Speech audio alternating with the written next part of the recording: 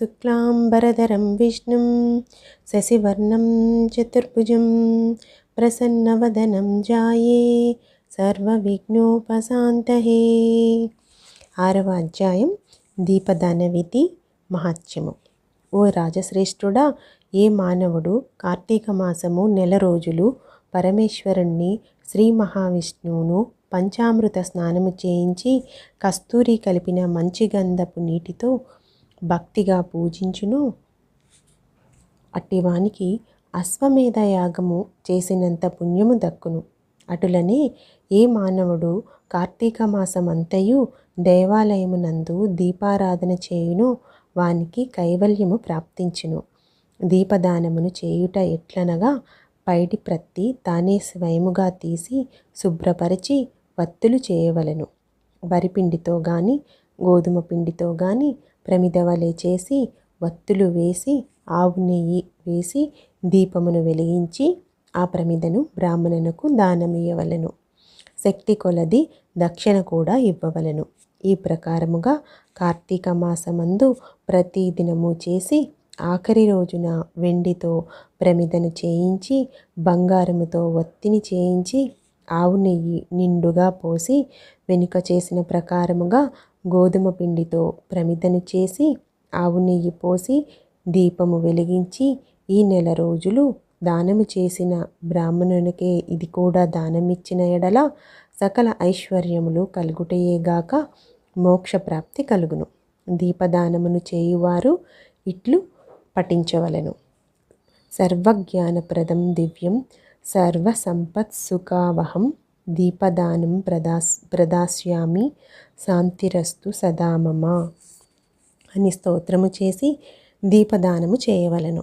దీని అర్థం ఏమనగా, అన్ని విధముల జ్ఞానము కలుగజేయునదియు సకల సంపదలను ఇచ్చునదియు అగు ఈ దీపదానమును చేయుచున్నాను, నాకు శాంతి కలుగుగాక అని అర్థం. ఈ విధముగా దీపదానము చేసిన తరువాత బ్రాహ్మణ సమారాధన చేయవలెను. శక్తి లేని ఎడల 10 మంది బ్రాహ్మణులకైనను భోజనము పెట్టి దక్షిణ తాంబూలాదులు ఇవ్వవలెను. ఈ విధముగా పురుషులు కానీ స్త్రీలు కానీ ఏ ఒక్కరు చేసినా సిరి సంపదలు, విద్యా అభివృద్ధి, ఆయుర్వృద్ధి కలిగి సుఖింతురు. దీనిని గురించి ఒక ఇతిహాసము గలదు, దానిని వివరించెదను, ఆలకింపుమని వశిష్ఠుడు జనకునితో ఇట్లు చెప్పసాగెను. లుబ్ధి వితంతువు స్వర్గమున కేగుట. పూర్వకాలమున ద్రవిడ దేశమునందున ఒక గ్రామములో ఒక స్త్రీ కలదు. ఆమెకు పెండ్లి అయిన కొద్ది కాలమునకే భర్త చనిపోయెను. సంతానమునకు గాని ఆఖరి బంధువులకు గాని లేరు. అందుచే ఆమె ఇతరుల ఇండ్లలో దాసీ పని చేయుచు అక్కడనే భుజించుచు ఒకవేళ వారి సంతోషము కొలది ఏమైనా వస్తువులు ఇచ్చిన ఎడల ఆ వస్తువులను ఇతరులకు హెచ్చు ధరలకు అమ్ముకొనుచు ఆ విధముగా తన వద్ద పోగైన సొమ్మును వడ్డీలకు ఇచ్చి మరింత డబ్బును కూడబెట్టుకొనుచు దొంగలు దొంగిలించి తీసుకువచ్చిన వస్తువులను తక్కువ ధరకు కొని ఇతరులకు ఎక్కువ ధరకు అమ్ముకొనుచు సొమ్ము కూడబెట్టుకొనుచుండెను. ఈ విధముగా కూడబెట్టిన ధనమును వడ్డీలకిస్తూ శ్రీమంతుల ఇండ్లలో దాసీ పనులు చేస్తూ తన మాటలతో వారిని మంచి చేసుకుని జీవించుచుండెను. ఎంత సంపాదించినా ఏమి, ఆమె ఒక్క దినము కూడా ఉపవాసము కానీ దేవుణ్ణి మనసారా ధ్యానించుట కానీ చేసి ఎరుగదు. పైగా వ్రతములు చేసేవారిని, తీర్థయాత్రలకు వెళ్ళేవారిని చూచి అవహేళన చేసి ఒక్క బిచ్చగానికి కూడా పిడికెడు బియ్యం పెట్టక తాను తినక ధనమును కూడబెట్టుచుండెనది. అటుల కొంతకాలము జరిగెను. ఒక రోజున ఒక బ్రాహ్మణుడు శ్రీరంగములోని శ్రీరంగ నాయకులను సేవించుటకు బయలుదేరి మార్గమధ్యమున ఈ స్త్రీయున్న గ్రామమునకు వచ్చి ఆ దినమున అక్కడొక సత్రములో మజిలీ చేసెను. అతడు ఆ గ్రామములోని మంచి చెడ్డలను తెలుసుకొని ఆ పిసినారి స్త్రీ సంగతి కూడా తెలుసుకొని ఆమె కడకు వెళ్ళి, అమ్మా, నా హితవచనములు ఆలకింపుము.